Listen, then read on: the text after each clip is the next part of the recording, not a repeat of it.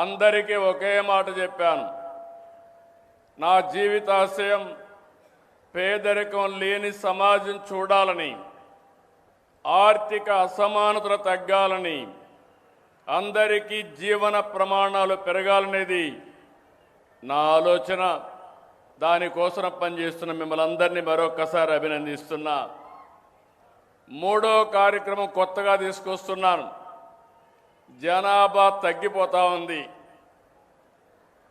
ఎప్పుడైతే ఆదాయం పెరుగుతా ఉందో ఆటోమేటిక్గా కొంతమంది ఒక పిల్లవాడితోనే సర్ది పెట్టుకుంటున్నారు. ఒకవేళ మగ పిల్లవాడు కాకపోతే మళ్ళా ట్రై చేసే పరిస్థితికి వస్తున్నారు. ఇంకో పక్కన మీరు చూస్తే దీనివల్ల 2.1 జనాభా ఉండాలి రీప్లేస్మెంట్ లెవెల్కి. అంటే జీవితకాలంలో ఒక దంపతులు 2.1కి జన్మనిస్తే జనాభా నియంత్రణ అంటే సమగ్రంగా జరుగుతుంది.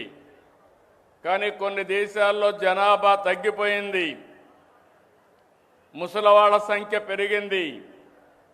దీనివల్ల ఆ దేశాల్లో ఆర్థిక వ్యవస్థ దెబ్బతిని కడాన వాళ్ళు పనిచేసేది మెషిన్ల కోసం పనిచేసే పరిస్థితికి వచ్చారు.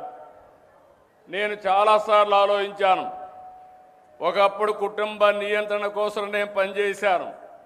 ఈరోజు మళ్ళీ పిల్లలి సంపద, పిల్లల కోసం మనం అందరం కూడా కృషి చేయాల్సిన అవసరం వచ్చిందని మీ అందరికీ తెలియజేస్తున్నా.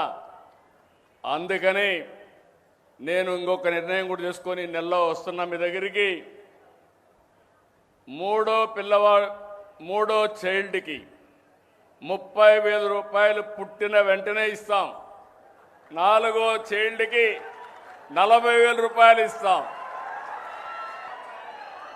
ఏంటి ఇది కరెక్ట్ అయిన నిర్ణయం అని మిమ్మల్ని అడుగుతున్నా.